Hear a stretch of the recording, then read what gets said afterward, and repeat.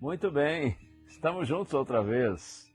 O texto bíblico, livro de Êxodo, capítulo 14, verso 10, diz assim: E chegando o Faraó, os filhos de Israel levantaram os olhos, e eis que os egípcios vinham atrás deles, e ficaram com muito medo.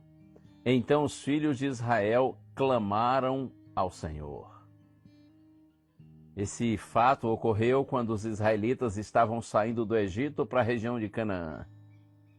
E eles seguiam felizes pelo deserto, na direção da terra prometida, que Deus lhes havia prometido. Mas está escrito aqui que em determinado momento, quando estavam seguindo para a terra prometida, o faraó egípcio, com o seu poderoso exército, veio na tentativa de capturar, de levar de volta o povo de Israel para a escravidão egípcia. E chegando o faraó, os filhos de Israel levantaram os olhos e eis que os egípcios vinham atrás deles.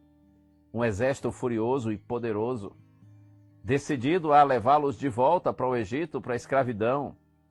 E eles ficaram com muito medo. Afinal de contas, eles não tinham um exército. Eles estavam completamente despreparados para um combate, para uma guerra. Então os filhos de Israel, está escrito, clamaram ao Senhor. Mas veja, esse clamor aqui não foi uma súplica. Esse clamor aqui é um clamor de murmuração, de queixa, de reclamação. Tanto é que na sequência está escrito que eles disseram a Moisés: será que foi por não haver sepulcros no Egito que você nos tirou de lá? Pois teria sido melhor para nós servir os egípcios do que morrer no deserto. Que triste, hein? Na hora da dor, do desespero, da angústia, eles clamam ao Senhor, mas nesse sentido de murmuração, de queixa, de reclamação. Eles reconheceram a fragilidade deles, mas se esqueceram do poder do seu Deus. Quantas vezes na hora da prova, a gente se lembra do que devia esquecer e se esquece do que nós deveríamos nos lembrar.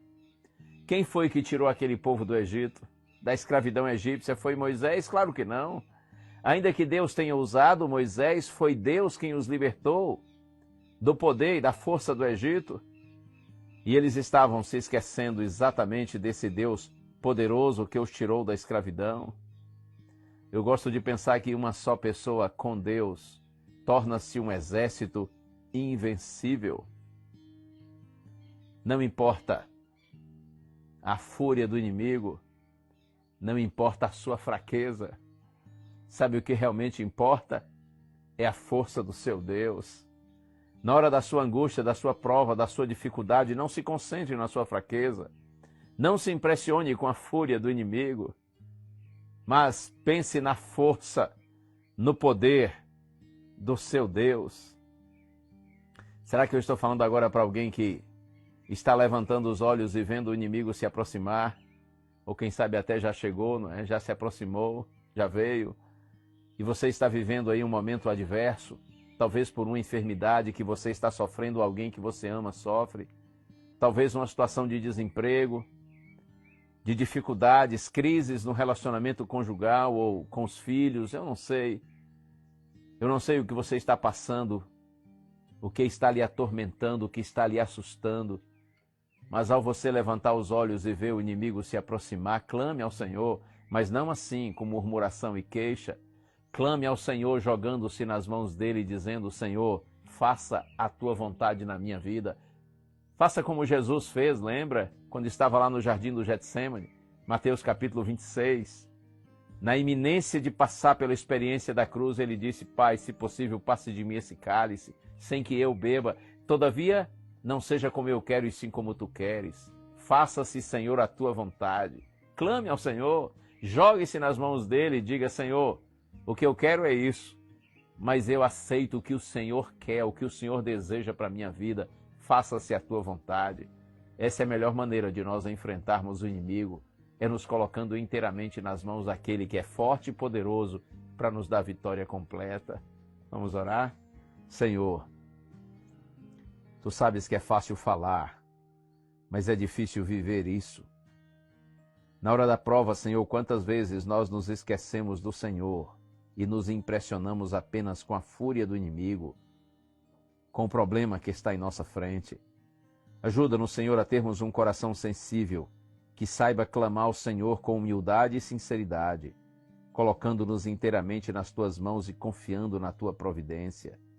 Oramos no nome santo de Jesus. Amém.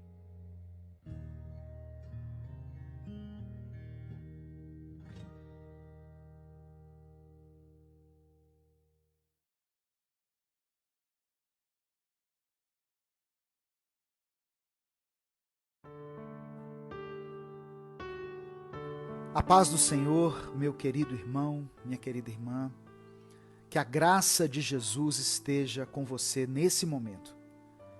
Você está ouvindo o Minuto com Deus. Eu sou o pastor Edivaldo Oliveira.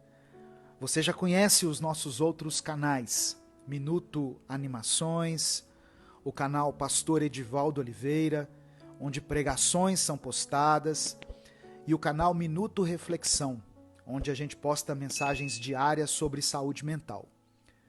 O meu desejo hoje é que a luz do Espírito Santo invada o seu coração, te enchendo de paz, de alegria, de serenidade.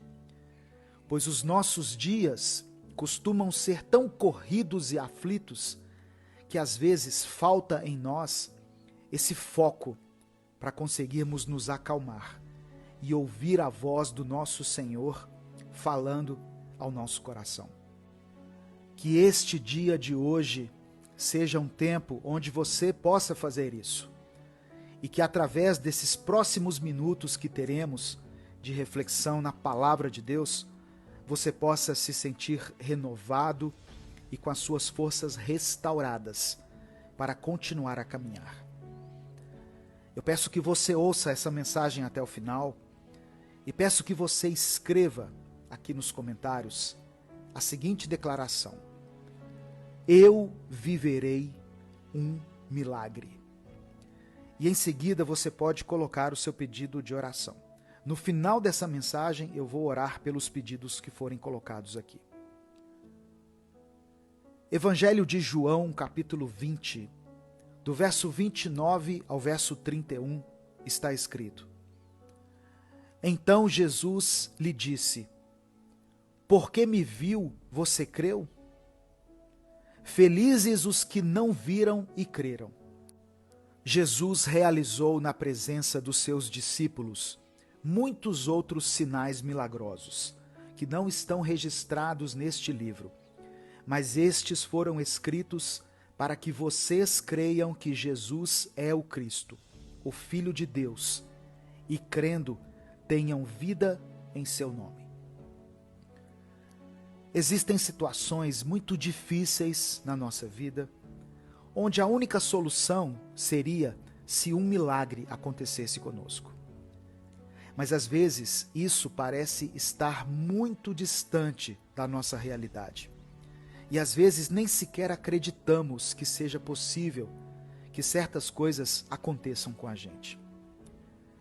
Lemos a Bíblia e vemos aquilo tudo que aconteceu com as pessoas citadas ali. E isso quase fica como algo épico demais, ou poético, mas de uma forma distante de nós. E hoje eu quero que você reflita em algo. Existem grandes milagres que acontecem quando uma pessoa, por exemplo, estava muito doente, entre a vida e a morte, e ela é curada. Ou quando nós precisamos urgentemente de um dinheiro por causa de uma situação, de uma dívida, algo complicado, e de alguma forma conseguimos esse dinheiro. Esses são exemplos de milagres óbvios, porque se tratam de coisas grandiosas, coisas que pareciam impossíveis. Mas e os milagres diários? Os milagres que acontecem o tempo inteiro? Nesse momento em que você ouve esse áudio, a sua audição é um milagre. Respire fundo